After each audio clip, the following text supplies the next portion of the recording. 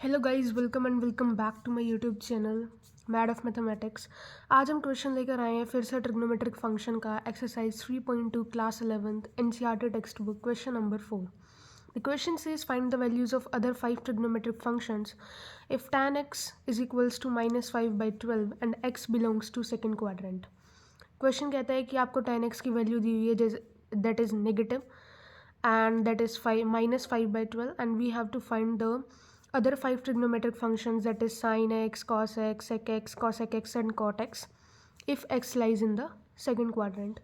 So before starting the solution to the question, let's recap our some important identities, which are sin square x plus cos square x equals to 1, sec square x minus tan square x equals to 1, cosec square x minus cot square x equals to 1. So these are some of the basic identities which you have studied in your 10th standard.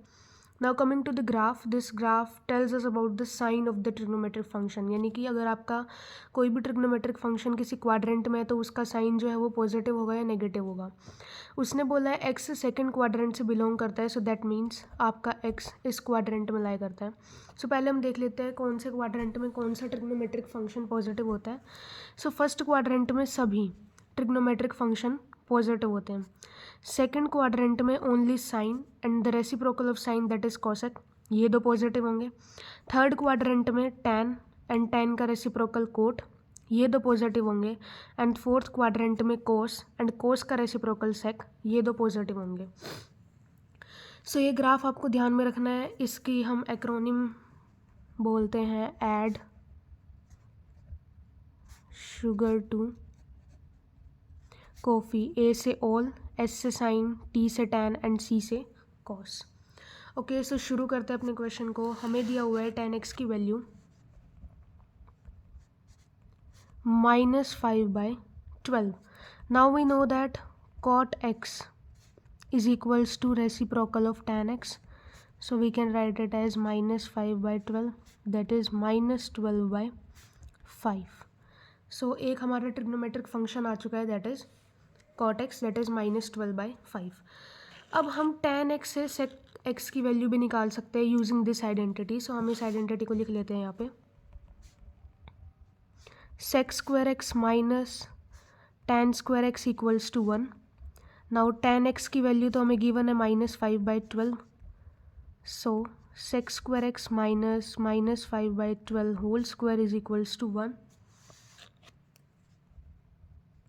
sec square x equals to 1 plus 25/144, which is 169/144, which is 13/12। So sec x की अब मेरे पास I'm so sorry, this is not 13/12। sec x की value मेरे पास ±13/12 आएगी। Now we have to decide whether sec x is positive और negative. So अब हम उस इन्फॉर्मेशन का यूज़ करते हैं जो कि हमें क्वेश्चन में दी गई थी, वो थी x belongs to second quadrant. Second quadrant में सिर्फ और सिर्फ साइन और साइन का रेसिप्रोकल दैट इज कोसेक, ये दो पॉजिटिव होंगे और बाकी जितने भी ट्रिग्नोमेट्रिक फंक्शंस हैं वो क्या होंगे, वो नेगेटिव होंगे। सो हम sec x की वैल्यू क्या चूज़ करेंगे, negative. So this is our second. Now we know that cos x is equals to reciprocal of sec x। So यहाँ से मेरे पास आ जाएगा -13/12 विच इज़ -12/13। नाउ अब आपके पास cos x आ चुका है, so we can use this identity again, the first identity sin square x plus cos square x equals to 1 to find the value of sin x। तो इस identity को use करते हैं अब हम।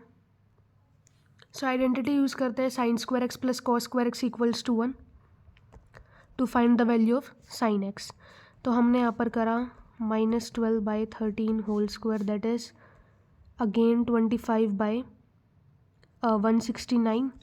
सो साइन एक्स की वैल्यू मेरे पास आएंगी +√, so this is +-5/13। So we know that x belongs to the second quadrant, और सेकंड क्वाड्रेंट में ऐड शुगर टू कॉफ़ी के according sine and cosec positive होंगे।